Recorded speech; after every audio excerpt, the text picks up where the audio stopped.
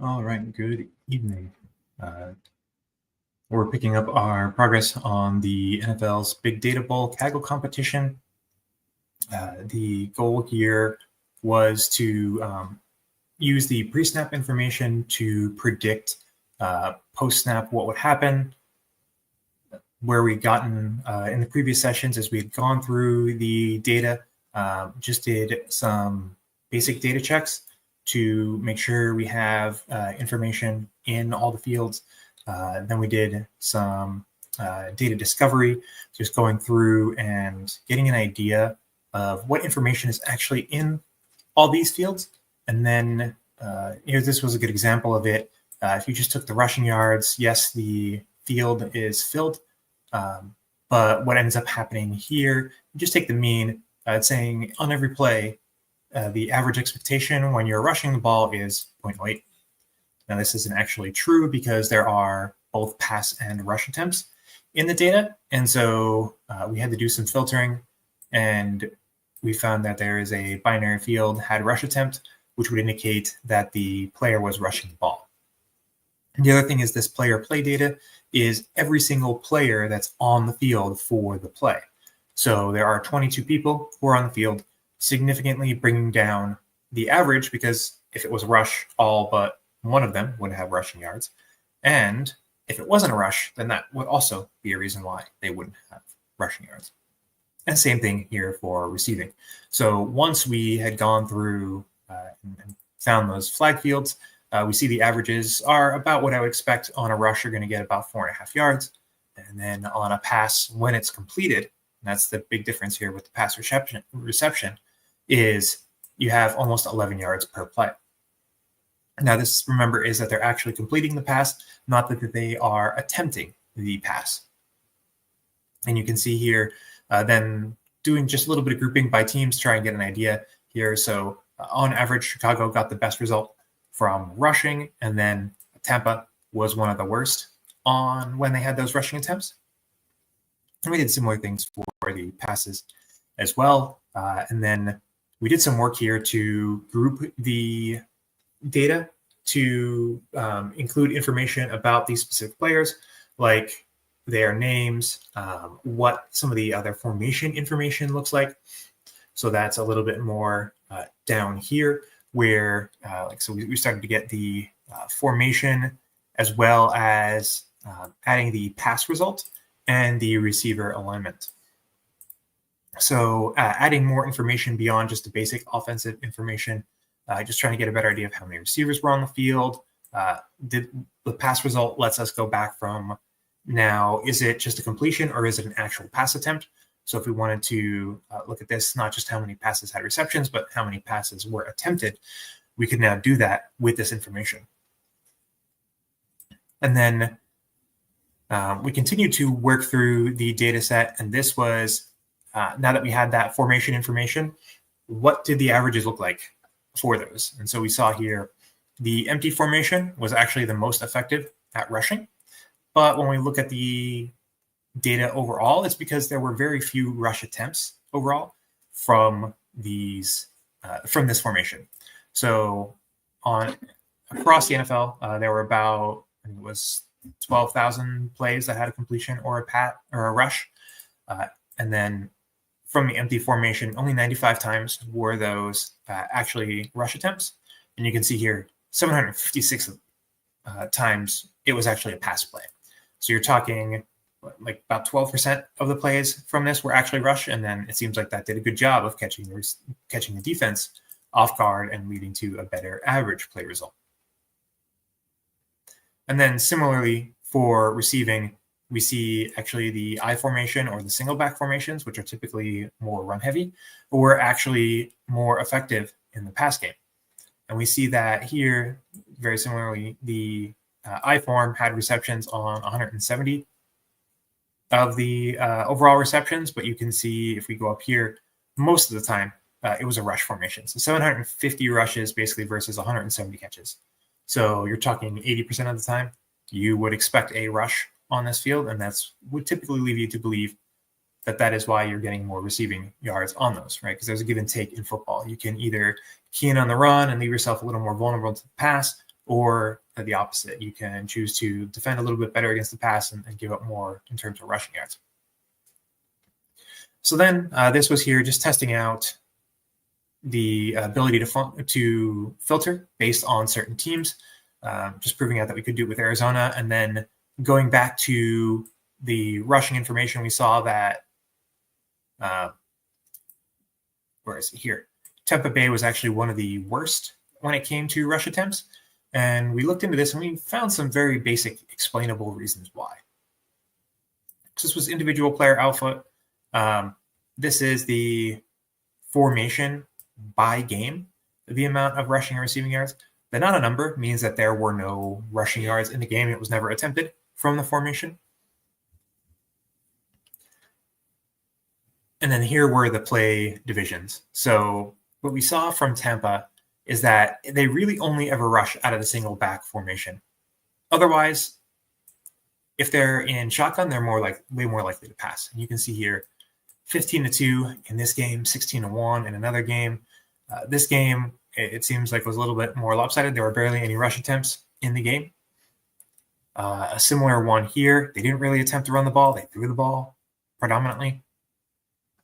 But again, when they did run, it was mostly out of this formation. And then you can see here, it kind of gets back to that 12-2, 12-1. So really imbalanced offense in Tampa in terms of the likelihood for you to do a certain play out of a look. So single back formation here, way more likely to actually run. And then if they were in shotgun, extremely likely to pass the ball. And that kind of played itself out in what we saw here as well. You can see shotgun 32 times, but they're actually only running 4 times from that formation. They're going to come out in a bunch of other looks for that. And then the last thing that we had left off doing was building a very basic logistic regression.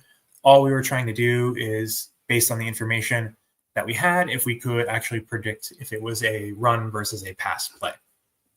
So I'll take a moment here.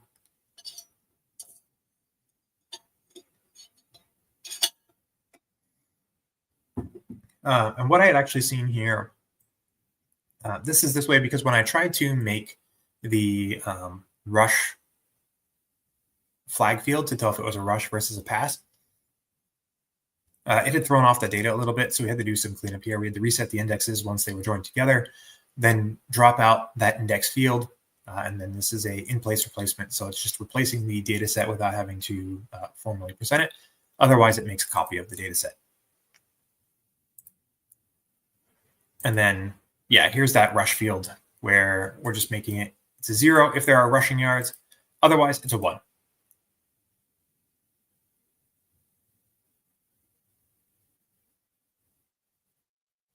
Sorry, I did this backwards, actually. So if it's a rush, it's a good thing I went back through this. So if there are rushing yards, then it should be a rush play. And if not, it should be 0. All right, so we can rerun this. And then here we'll see the updated data. You see that single back formation, no receiving yards, no pass result, and it should be a rush play, right?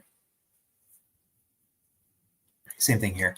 And the reason why we're not relying on pass result is it's not always providing enough information here to know on those. And then you have things like where it was actually a pass attempt, but it resulted in a quarterback scramble.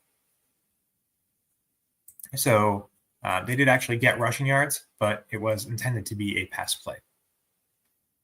And then to see here, this is a completion. So in the Dallas game, Peyton Hendershot caught the ball.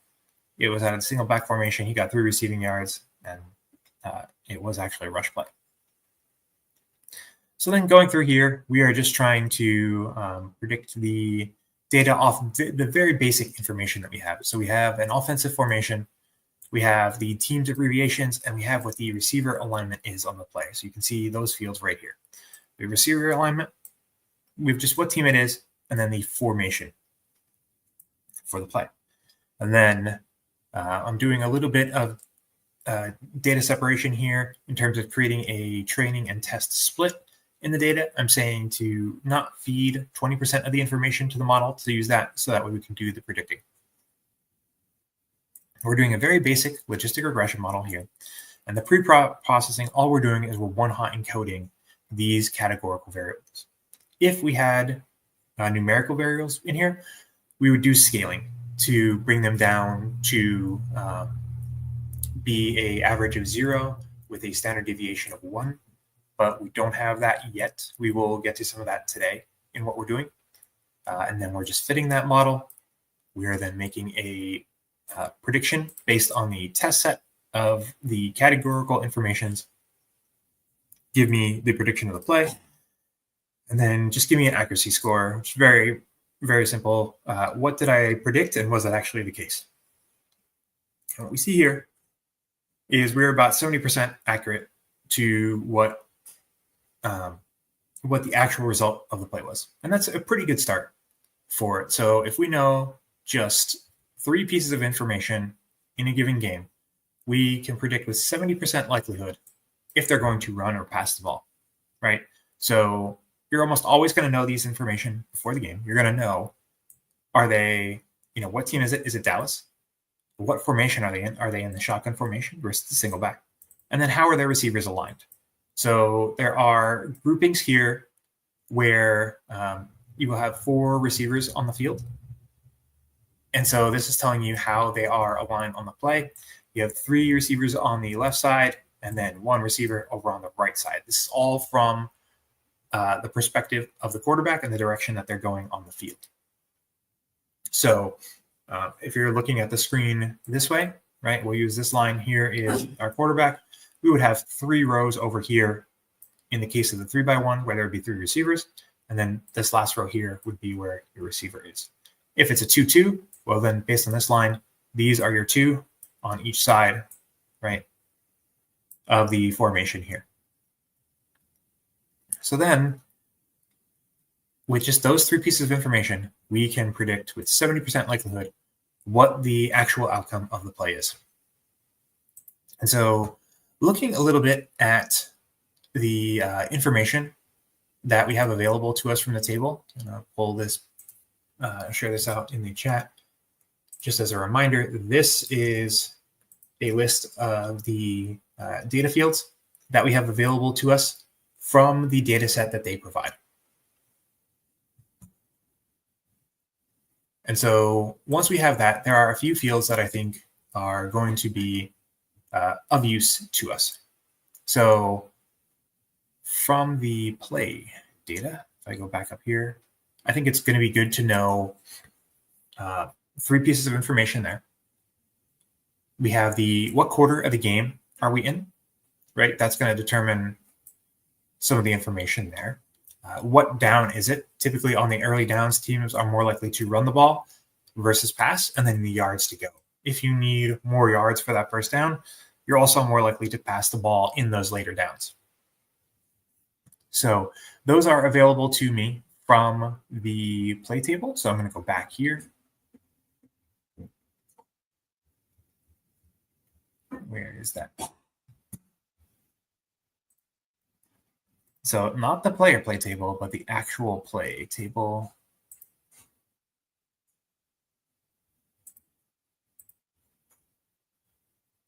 Player formation. This is the place table. So here we go. And all we're doing is we're continuing to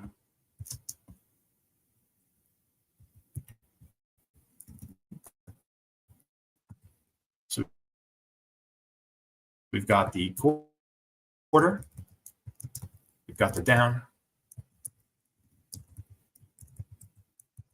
All right, so 3 pieces of information I think should be fairly straightforward for what we're going to do. We're just basically appending those to the end of there, of the table as we have it to go. And then I think that is good information, and we can verify all of these right before the play starts, because the key here is we are trying to use what we see before the play to predict what happens after the play, right? If I include something like rushing yards or receiving yards, those are the result of the play, and that would not be useful for prediction before, because if you know that, then you already know what you're doing here, right? And so this provides more of the game situational information, which could give you an idea of how it's going. I also think that there could be useful information in terms of the game score. So I want to try and find those in the table here. So let me just try and locate it quickly.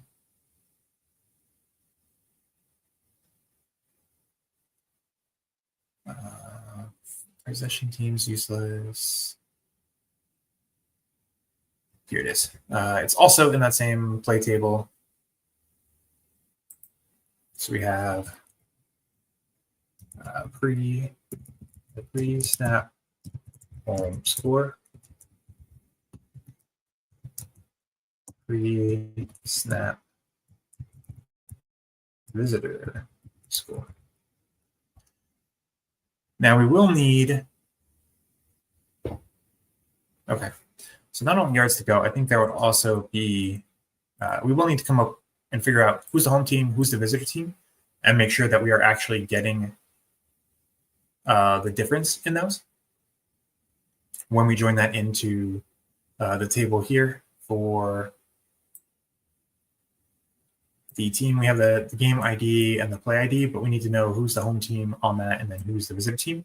So that way we can be sure of the difference in those, right? If you're behind in the game, you're probably more likely to want to throw the ball to quickly gain yards and get back in the game, and also keep the clock stopped for the most part. And then if you're leading, you're more likely to do more rushing plays to attempt to run out the score. So we need to do some more work with that to get that closer to what we want. And then there's also a absolute, I scroll my absolute yard line number. And that is the total number of yards you are from the end zone. And part of this, part of the reason here is that there are different formations that you're going to use as you get closer to the end zone. Essentially, the field starts to shorten, where the plays that you can run like as a receiver on those deep plays are now eliminated because you no longer have like a deep part of the field. And so I'd be interested to see if we get more information out of that. And then another idea is to take this receiver alignment and change it into two separate fields, one for the left side receivers, one for the right side receivers, and see if that makes a play and makes any difference in the information for what we're getting in terms of the outcome. So let's take those and let me see if there's anything else just from the plays table.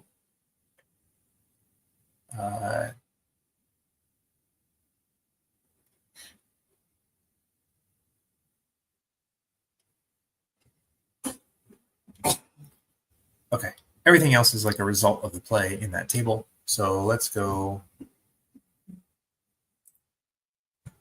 make sure that we bring those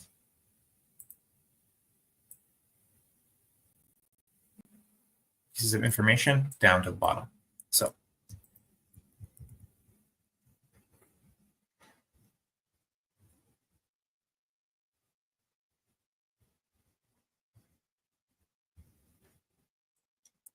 let's go down here. What we're going to do is we're going to make a line here. And let's call this the expanded regression model.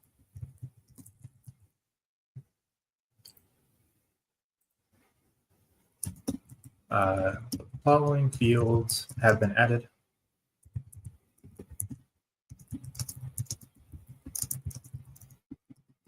Our data set, and let's see the results with this additional information. But here, remember, it's only useful, or it's only useful to keep information that you can know with certainty before the play begins. These are the fields. So We're going to take this. Same thing down here. Same process here. Right, but we want to add more information. So I'm putting the quarter and the down here in categorical variables because scaling them down does not make any sense. They are, even though their numbers are 1, 2, 3, and 4, they're actually buckets or categories for the play types. And so I would want to one-hot encode quarter 1 versus quarter 2 versus quarter 3, rather than scaling them to numbers that are not whole numbers anymore. And that's why it's important to leave these as categorical variables. The yards to go is also a very similar situation. You want to leave that as a bucket. And then the same thing here for the yard line number. So if you wanted to, the better way to do this, these are good already as buckets on their own, but you may want to change yards to go into a bucket of its own. So you could call this like short yardage.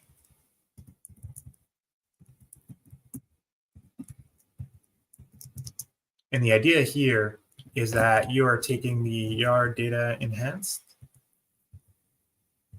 You're taking yards to go. Sorry, let's do it this way.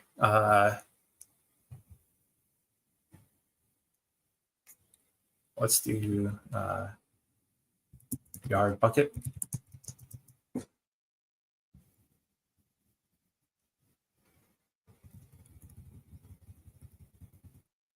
So if yard data enhanced yards to go is greater than 8. This is arbitrary. Yard data enhanced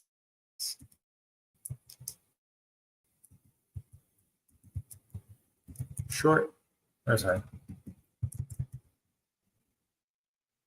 yard bucket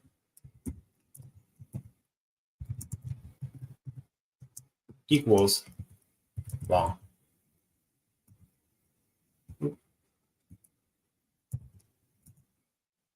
Do that to me. I don't know why it keeps doing that. But now if yard data enhanced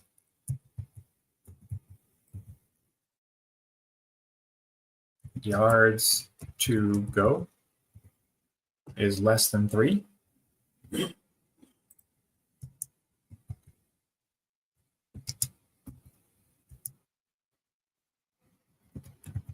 then yard data enhanced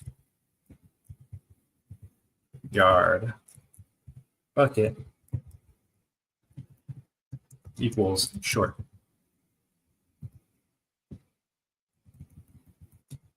Else yard data enhanced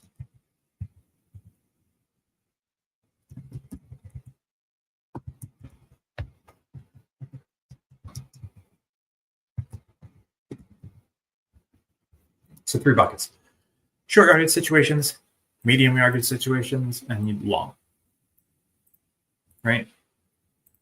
And so now, instead of putting the yards to go in there, we can just call it yard bucket as something we want to do. And then the same thing here for the absolute yard line number. You want to do a very similar situation.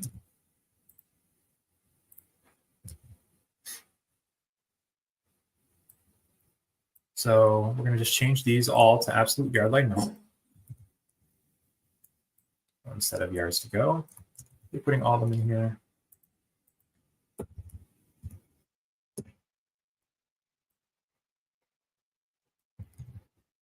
Right?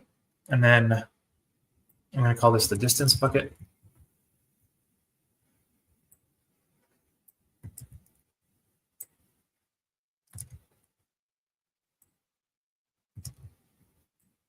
And I'm going to say this 20 yards because it's the red zone. If it's greater than 80 yards, they have a long field to work with, then that's the long situation. And then the middle. Now, some teams may actually put another grouping in here. If you have like a good kicker, you may want to put this middle zone to be like the length that your kicker could reasonably make a field goal from. So you may say, instead of using 80 yards as the long cutoff, you may want to say 50, because if your kicker could make a 50-yard field goal, then you may call your plays a little bit differently in those plays, especially on like third down, where you wouldn't want to drop back out of field goal range. You want to make sure you're at least hopefully gaining a few more yards and making it an easier attempt for your kicker, if not converting that first down. So I originally thought of using 80 because that's about where you would start off the kickoff. You'd have about 80 yards or so to go.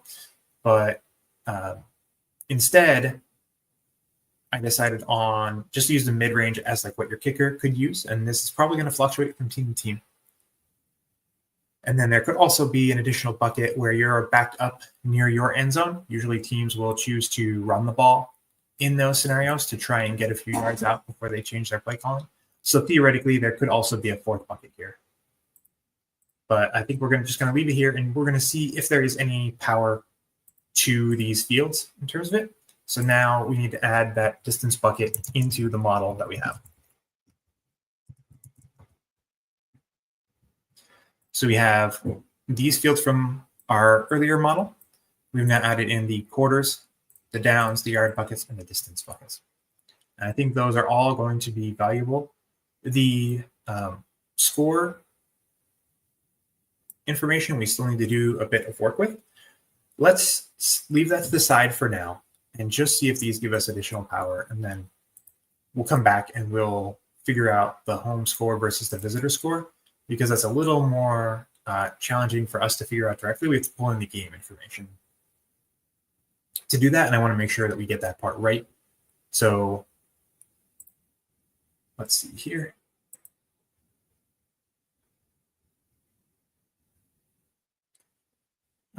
Yeah, because I did not go back and update this after we put it in.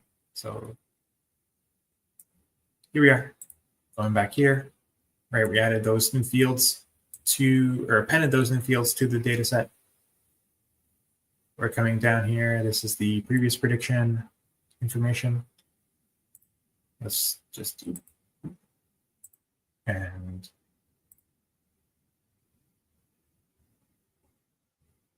the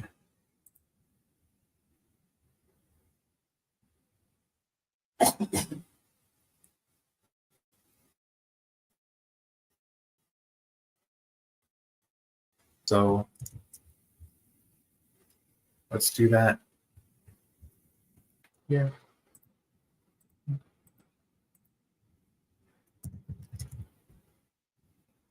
Unhide this, tab everything in, so it's the right indentation.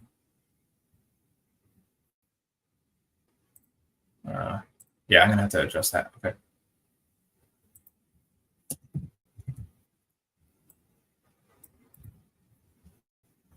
So it's gonna be the same process over again. So it's at a row.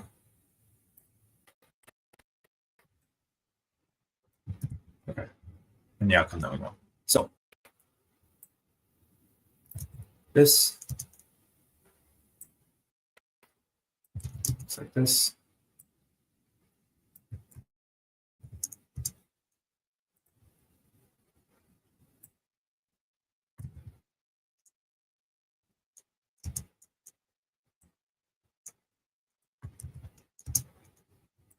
So there we go. For each row, give me that information. We're doing the exact same thing here for all these rows.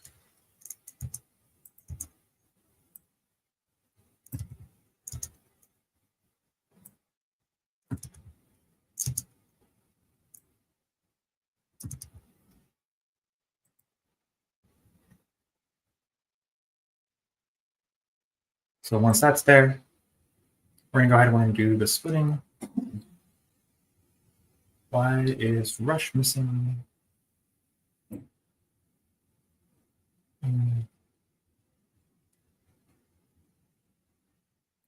Gotcha, because we reset the data set. We did not put Rush back in there. Okay. So Rush should now exist. We're going to split, and we're going to do total number of iterations reached. Failed to converge. Okay. So let's take a look at our data now that we have this. Let's look at, well, I guess it should go here. It's not going to matter too much.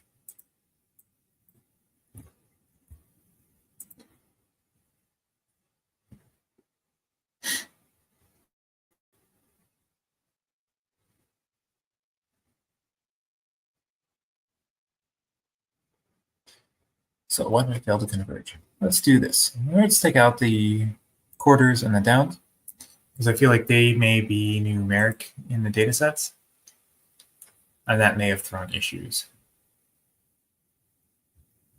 So let's see. Yeah, they're both saved as numbers. So then I want to go here.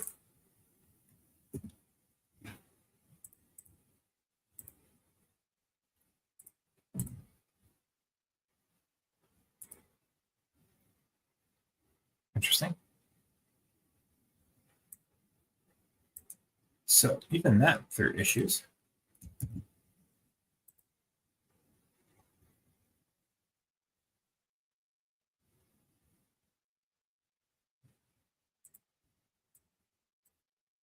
If I say Y, is that information? Yeah, there's 0 to 1s. Okay. Just doing some basic debugging.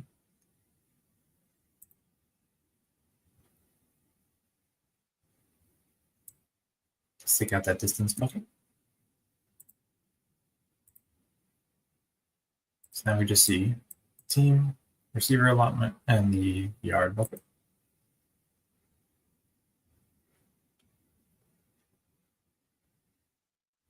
Oh, I know what happened here. I did not rerun this, right? I rerun here.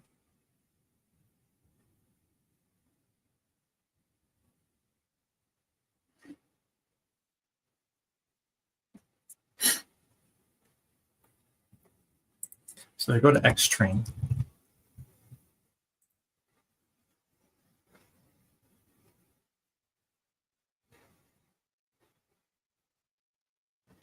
That is a subset of the dataset.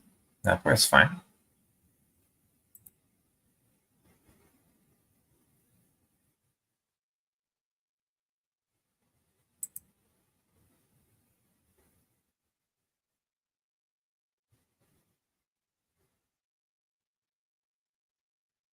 So what did it not like about the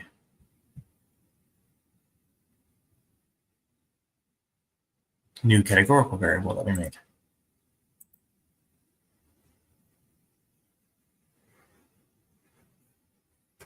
Okay. Then maybe the yard bucket is part of the trouble. So let's go quarter.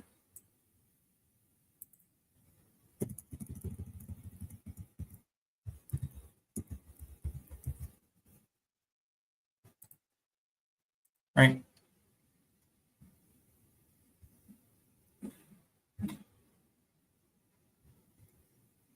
Rush.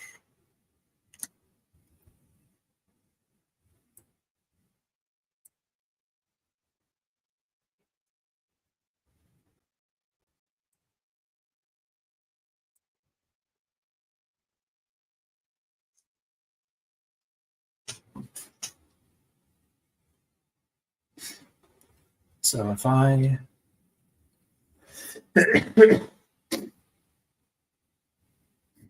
separate this into 2 pieces, right? We want to check this part here.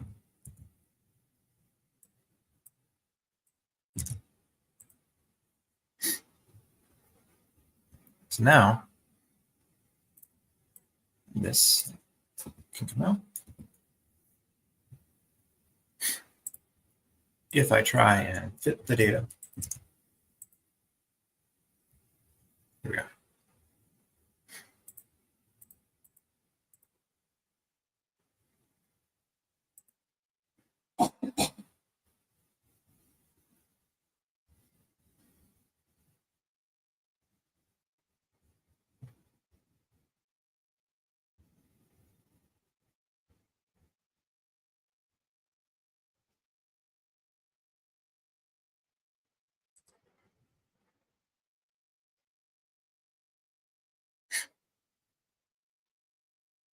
So let's go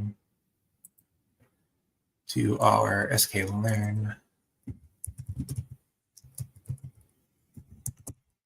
logistic regression.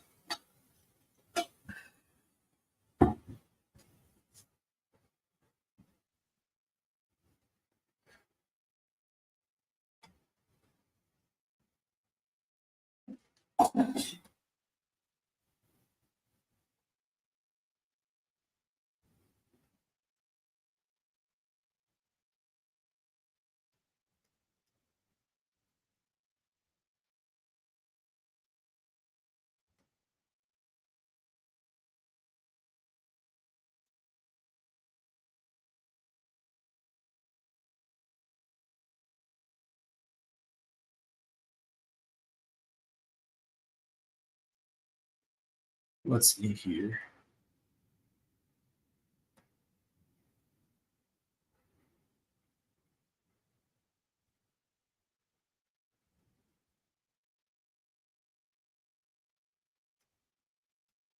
So multi-class.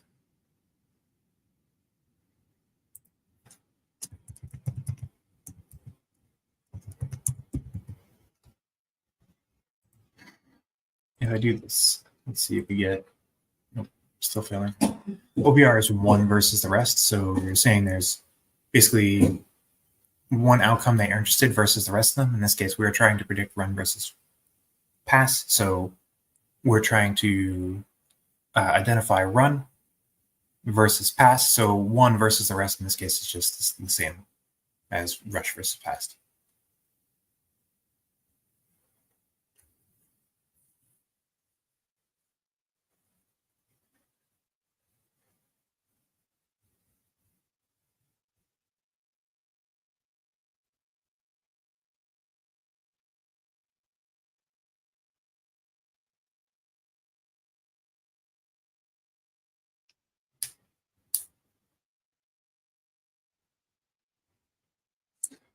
But it's interesting that I'm not getting any results whatsoever.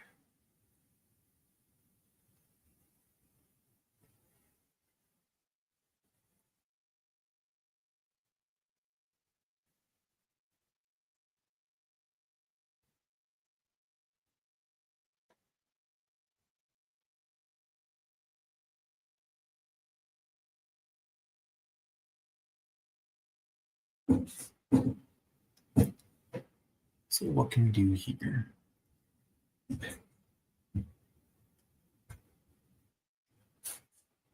What I am surprised by is no matter which of the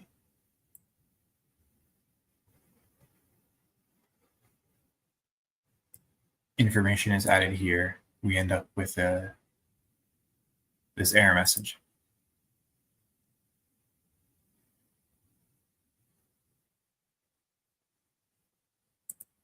Categorical variables should be here.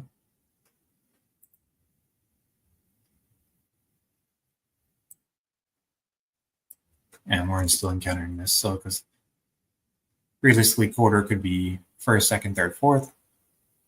Doesn't particularly matter what.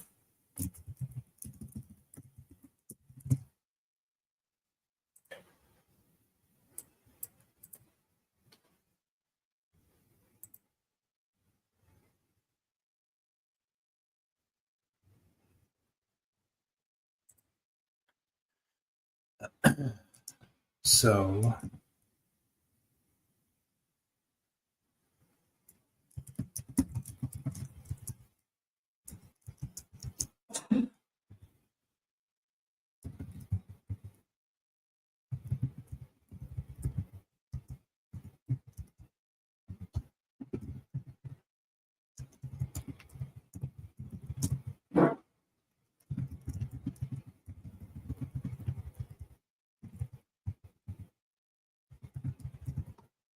if I just try and cast it as a string.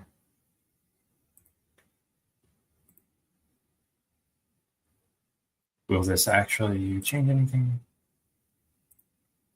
No. It's the same result. So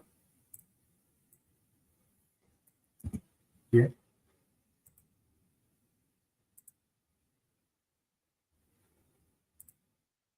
No, I blew it up. Okay.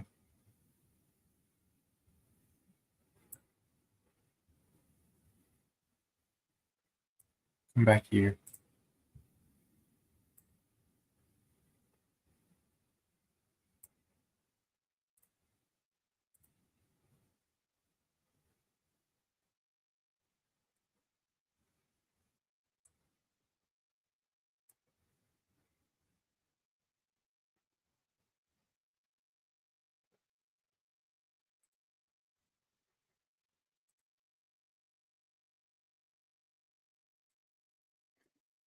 We have the rush information added in.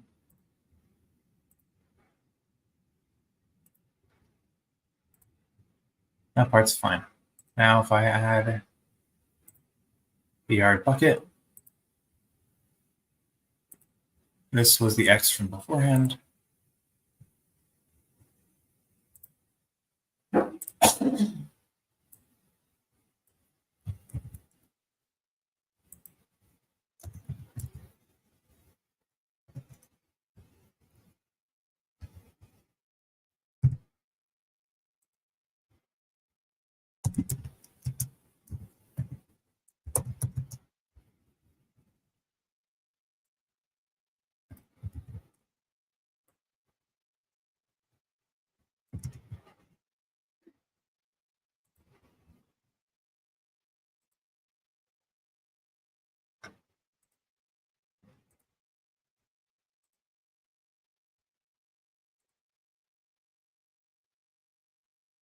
So that worked. All right, now I'm going to add in quarter.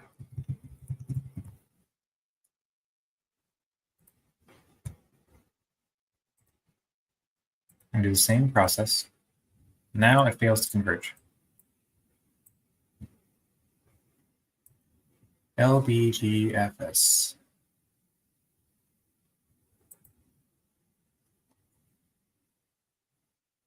Why? It should be loop linear. So this should be solver equals loop linear.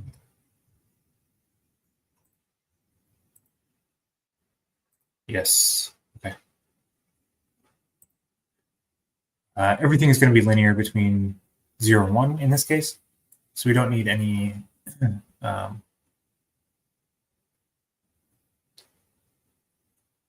we don't have any like multi-class output here. We literally just want 0 and 1 for that output. Now,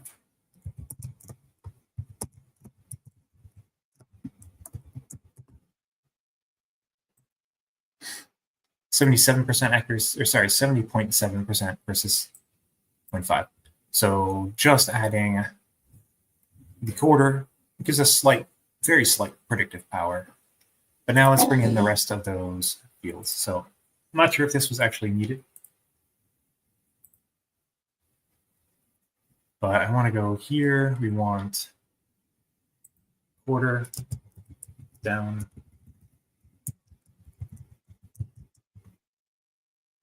yard bucket, and distance bucket.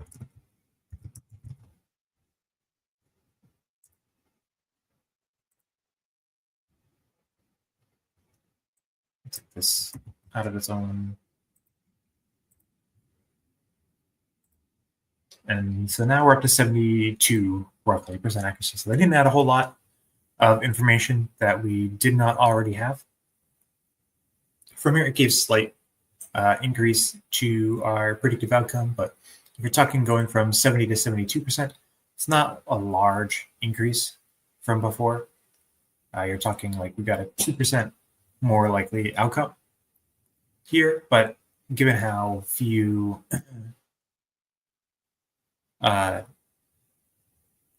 plays there are in a game, you're talking there are 2 or 3 plays across the course of the game where you actually are more likely to know that teams are going to fight for these small percentage gains.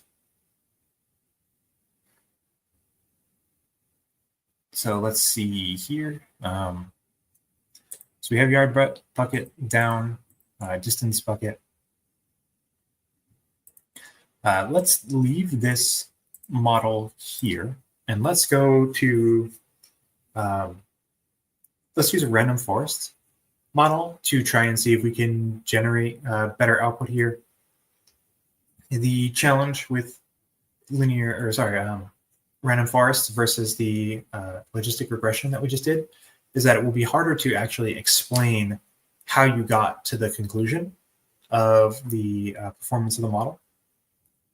But we're just going to use those same couple fields for that. So let's do this.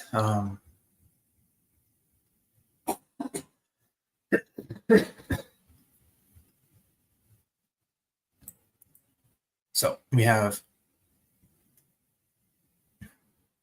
I should put a markdown here. Let's call this, oh, we already did. Okay. A random forests output.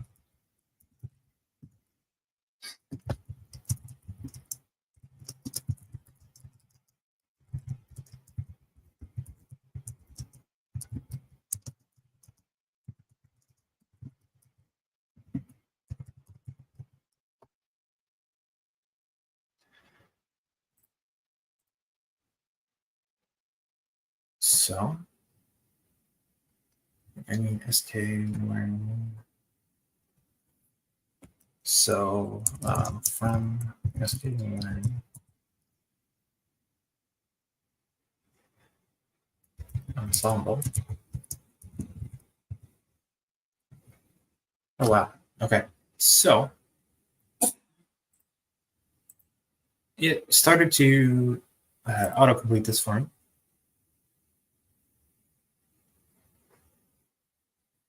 So it did a lot of what we wanted here.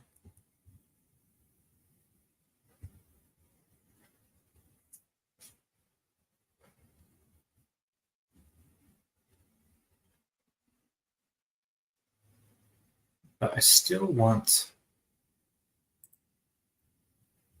this. The pre-processing, and then for the classifier, we will leave that there.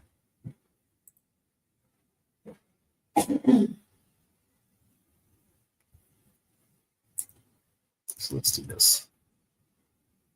All right, I still want to hot encode all those categoricals. And then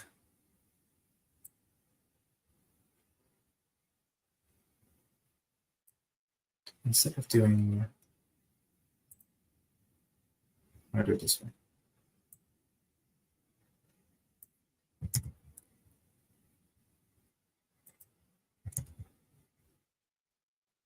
Instead of log model, this is going to be another random port or another pipeline. This is going to be random forest though.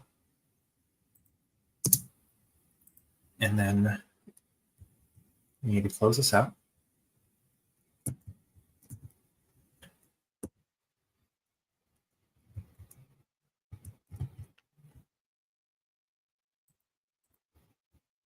And then we're going to do the fit, the predict, and the accuracy.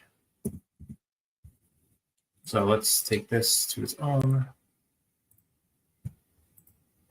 Oh, that's why it's behaving the way it is, because it's not a code, it's a markdown. And I want to take this into its own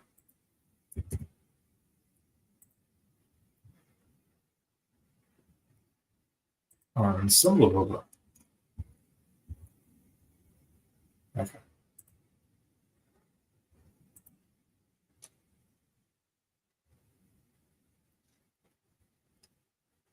So the fields are literally the same as the upgraded logistic regression that we just did by adding a few fields.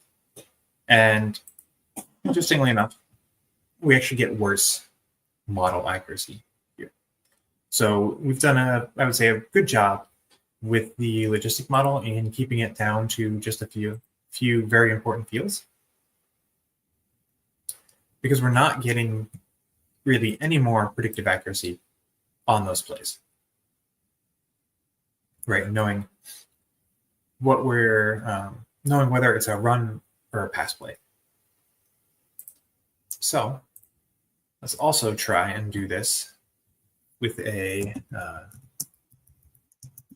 support vector machines model.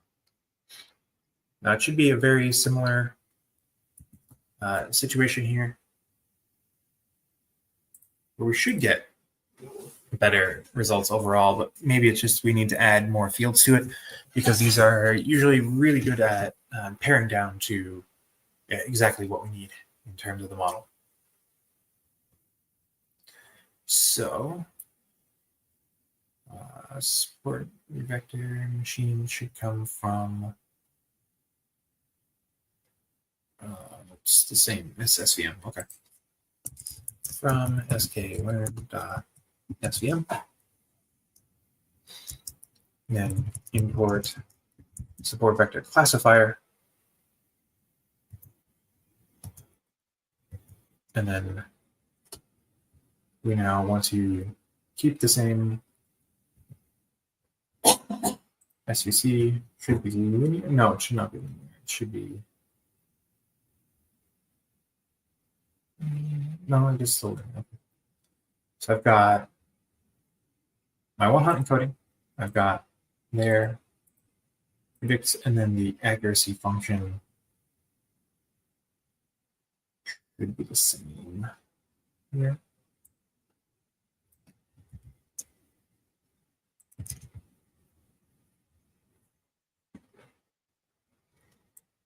Except we're calling this SV. Let's just call it SVC accuracy, and then print SVC model accuracy.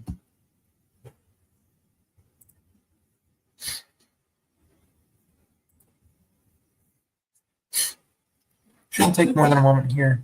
Yeah, and so the SVC model here is only getting the same accuracy as what we started with, even with the initial fields there. And so we shouldn't be too shocked that this did not perform as well as our very bare bones model did here. Now, if I threw all the information that I could at it, it would probably do better overall. For example, if I took the yards to go and distance buckets and just left them as categoricals, or not categoricals, sorry, numericals, we might see better output from those. So let's go back. And I want to take a look at that pre and post score.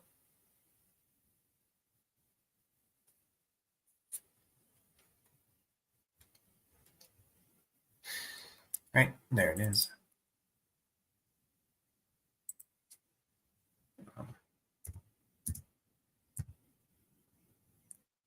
if I tell it no, okay.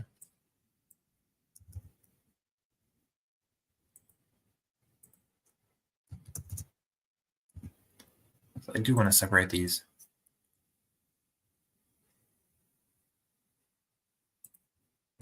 And now for the pre-snap home versus visitor, I need to do that on the game identifier.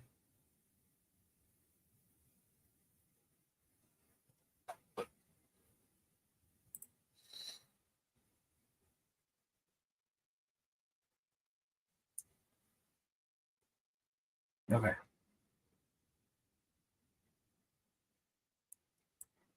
So let's come back up here. We've got the enhanced data where we are adding play information, but do we have anything here as far as the game goes? No.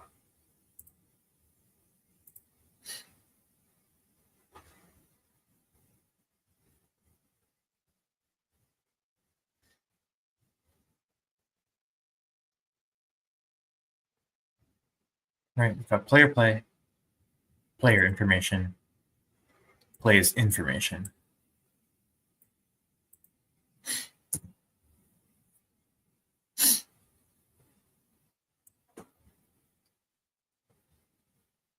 So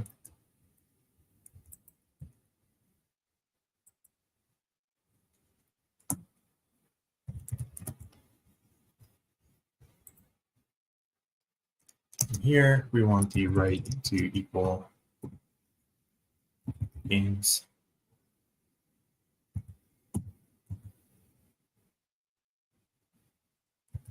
Home team A, B, R.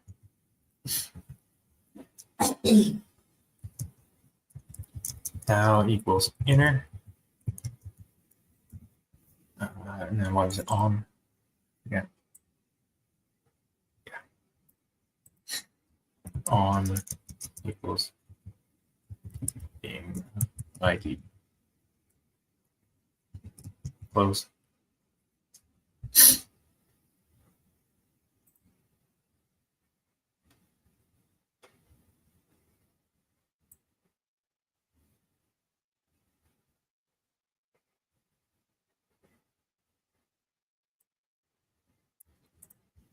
The games have the game ID.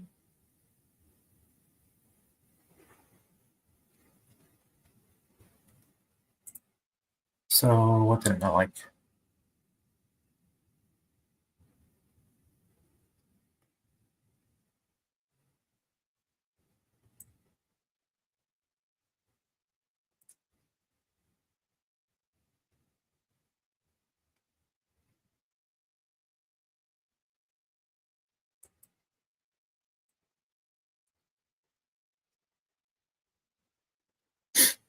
Hold on, it's not like that.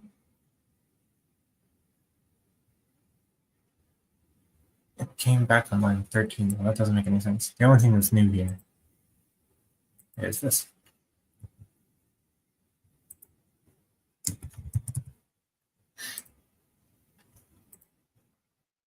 All right. Try and run this. Should be no problem, right? Yep, that's fine. Oh, because there's no game ID here in the data set for it to merge on.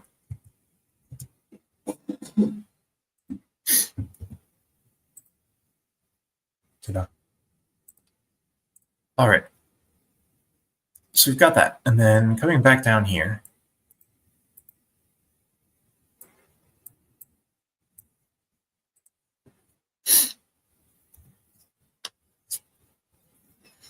we now have the home score and the visitor score. So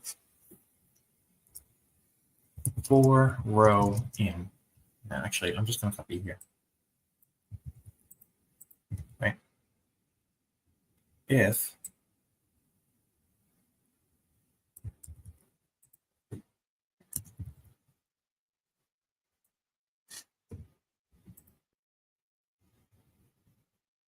if at this row, or for a given row, the home, what's it called? Home team AVBR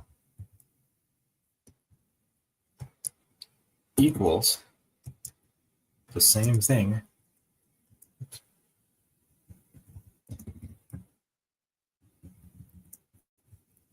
equals team AVBR, then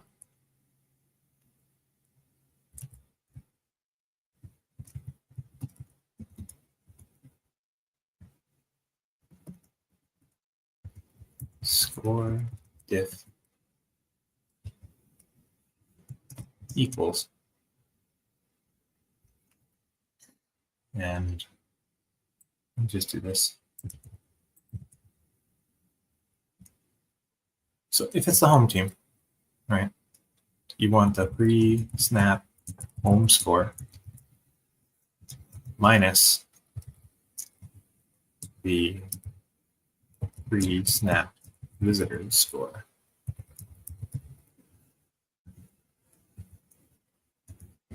Else, and then the opposite of this is going to be the case. So,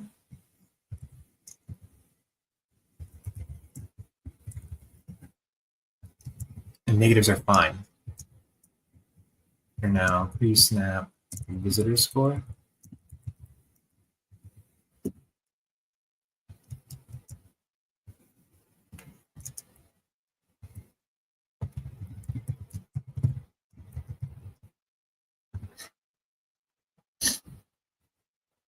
So if the home team abbreviation is the team abbreviation in the data, then we know that the score differential should be the home score, which is your current team, minus your pre-snap or your visitor score.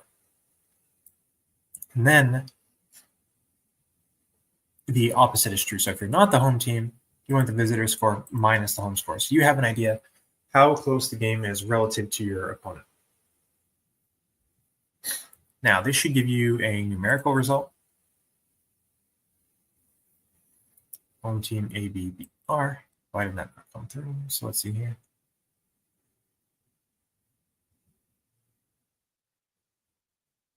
Oh, because I'm not using the new game enhance.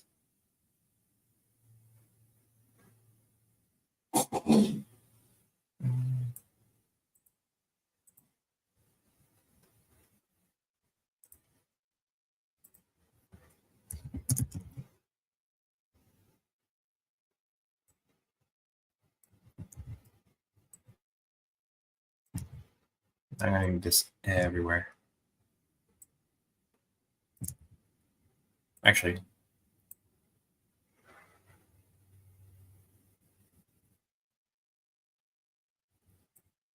let's make this easier. I can change this to play enhance, and then just back to enhance.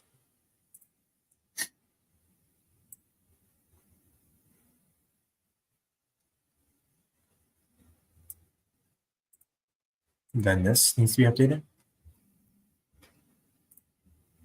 This goes back,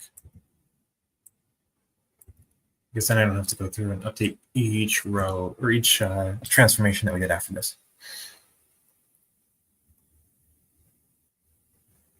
So we got done, done.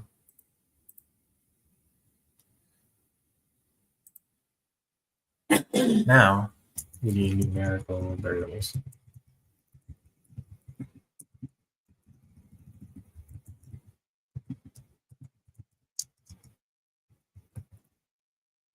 And right now, this is only going to be the score diff.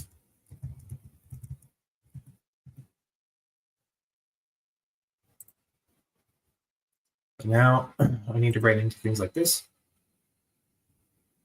For each of our transformers, what we're going to do with those. So do I already have the standard scalar here? I do, okay.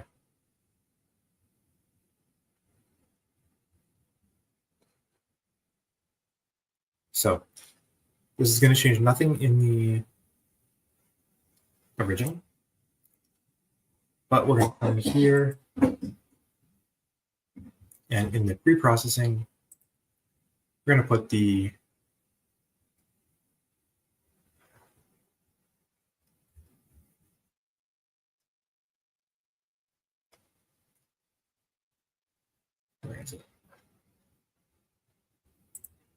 pre-processing.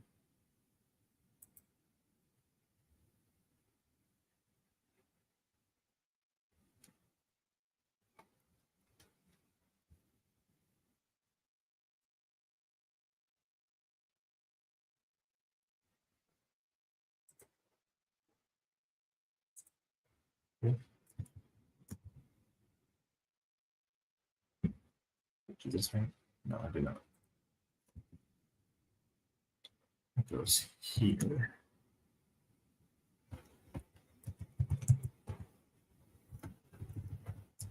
Yeah.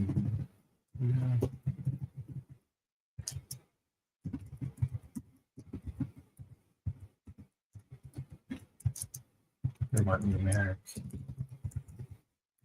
variables. Close this. What's that?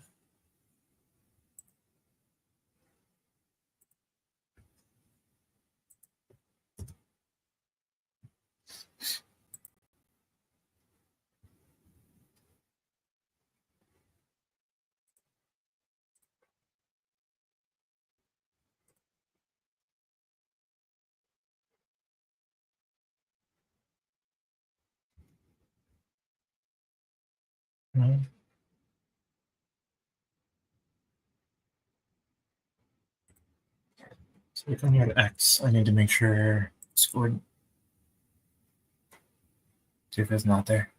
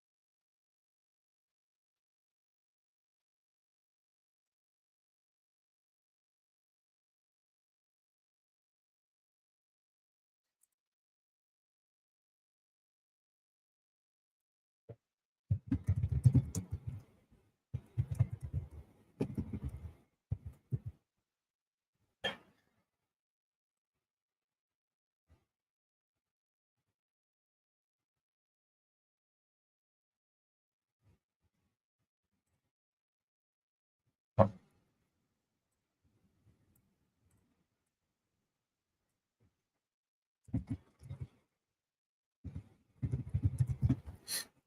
I'm just going to take variables.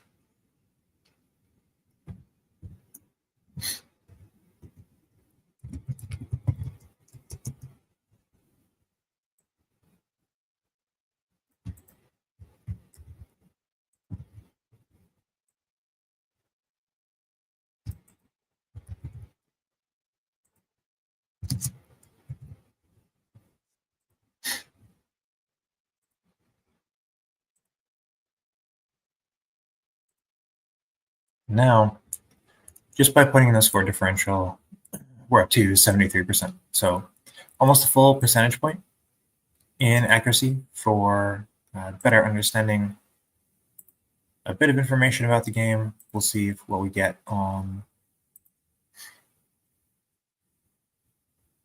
the random forests. And I'll take a second here, just check the chats while this is running.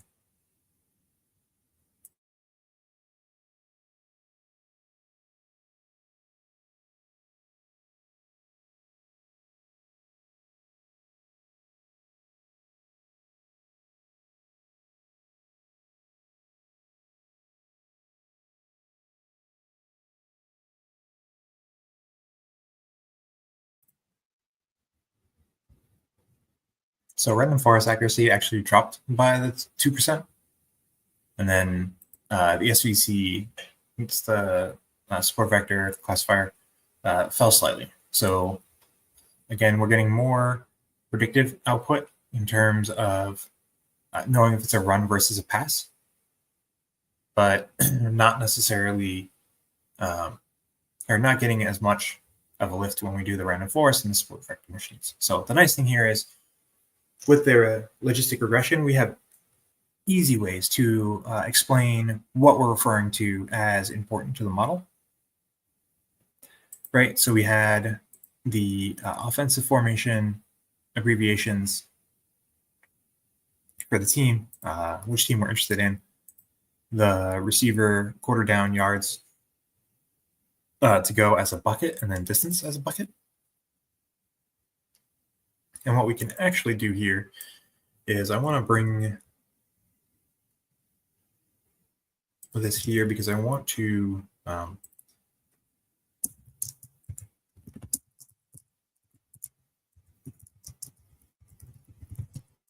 but we want to treat yard to go and the absolute distance as numerics and see what happens here. So instead of using the yard bucket and the distance bucket, we're going to use yards to go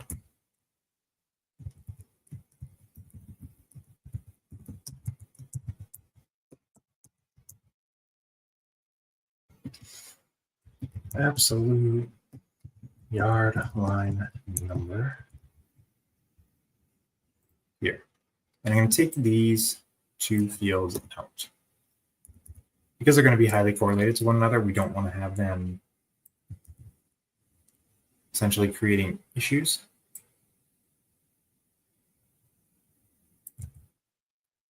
We do it this way.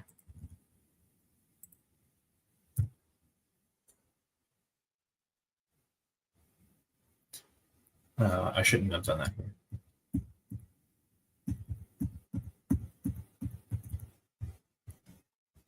I want to do that down here, so I'm going to copy this.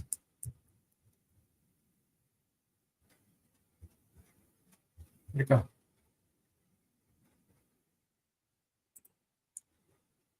Great.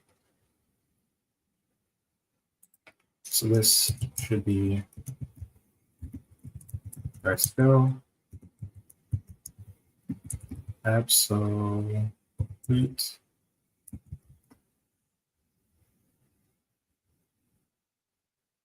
What was that called? Absolute yard line number.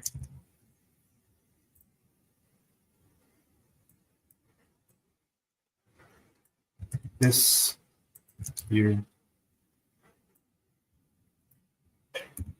And this is just an experiment to see if we can get better results from treating these as numerics rather than using the buckets that we had set for them. So let's take this. I'll get a single line. Here we go.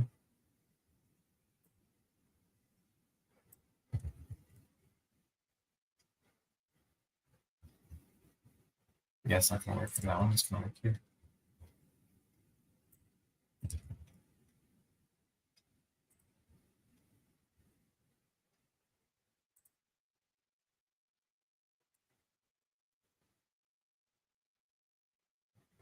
Oh, okay.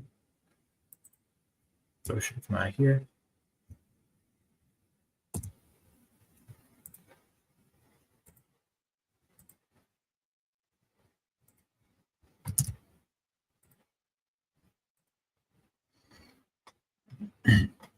So you're talking the difference is small. We're going from 72.4% to 72.78, you know what I mean, percent. So it was actually better to keep these as buckets. Now there might be some more work to do on what those buckets should be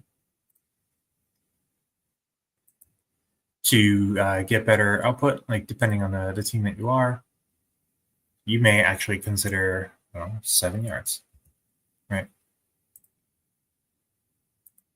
To be a difference in the play. And so you can come back here, just kind of quickly rerun this and look at that. So just changing the cutoffs here, we've gotten a bigger increase than we were by treating them as individual yardage outputs, right? And still better than the random forest and support vector models. So we went from base 70% accuracy to now 73%. We've added a few fields here to the model, and we still have more that we could work through and experiment with. So today we added the quarter, the down, created yardage buckets and distance buckets. The yardage refers to the yards to gain for a first down. The distance bucket determines the distance across the field that they have to go to get to the end zone. And then the score differential is the difference in the two scores for your team. So if you're behind, you will treat the game a little bit differently versus if you're ahead. Right, and it may even be worthwhile to take this score differential and treat this as a bucket, right? You're going to treat the game differently if you're behind by 2 scores in the fourth quarter than you would if you were only down, 1 score, let's say 3 points or 6 points, right? So there's probably cutoffs in this same score differential that is going to be indicative of how you're going to want to play across the score view. Because just the game's going to be different, right? When you're down 2 touchdowns and there's only 5 minutes left in the game versus if you're ahead with 5 minutes left in the game and just trying to run the fuck out. So that would be the idea here. So maybe we can do that for next time, is do a score differential of ahead by 2 scores, behind by 2 scores or more, and then treat that as different than a close game, right? And so maybe it's better to do that. The idea here is that we are only using information that would be available to us from the game data that is before the snap. Oh, another thing we can look at too is the motion in a given play. See if that gives us any different outcomes in terms of run versus pass. The other thing here that I had not done was, I'm pretty sure I'm still, I'm defining a play as a rushing play in terms of they had actually received rushing yards on the play, which isn't necessarily true because there are times when the quarterback will scramble. You see these R's here. It was originally intended to be a pass play, but the quarterback ended up taking off and running. And those do count as rush yards during the game, but that shouldn't be a fault of the defense. The pass defense was the right thing to play. It's just the quarterback tried to take off and gain some yards, right? So there's still some more, data cleanup that we can do in terms of what we are predicting to our model. We got basically a flat 3% gain in predictive power, going from 70% to roughly 73%.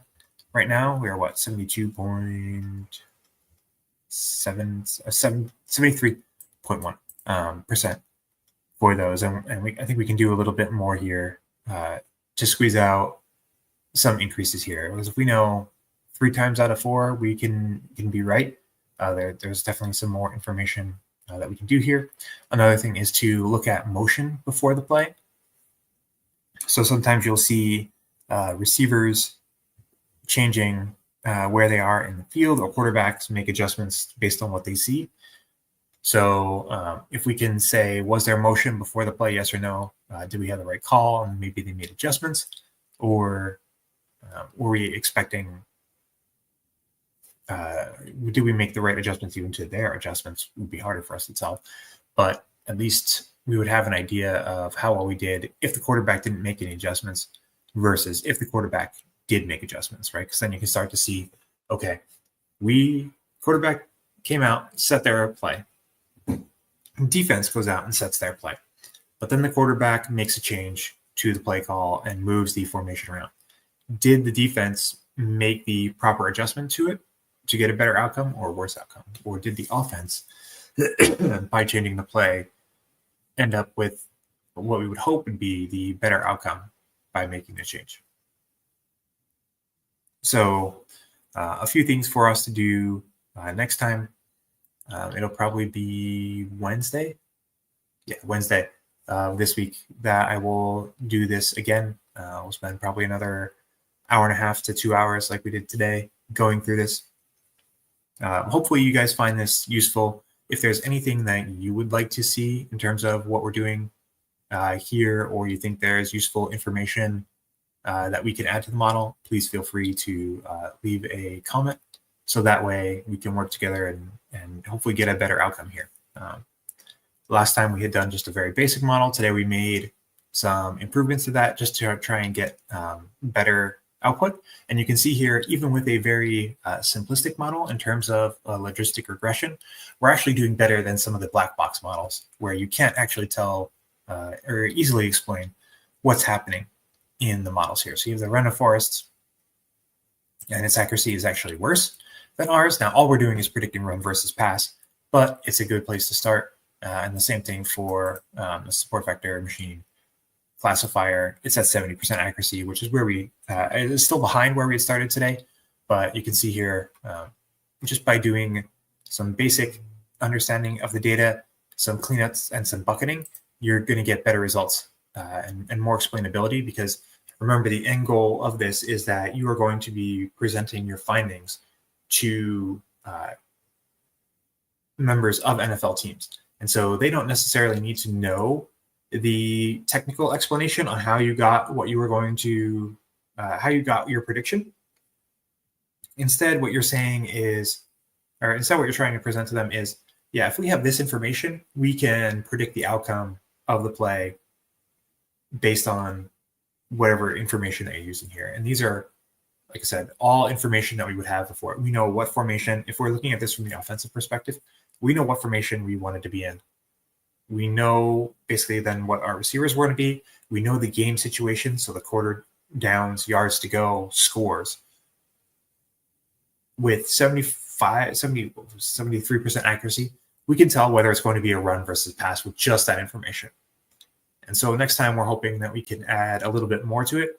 Again, all information that we would know just by basically looking at the play to get an idea of how good of an outcome we're expecting.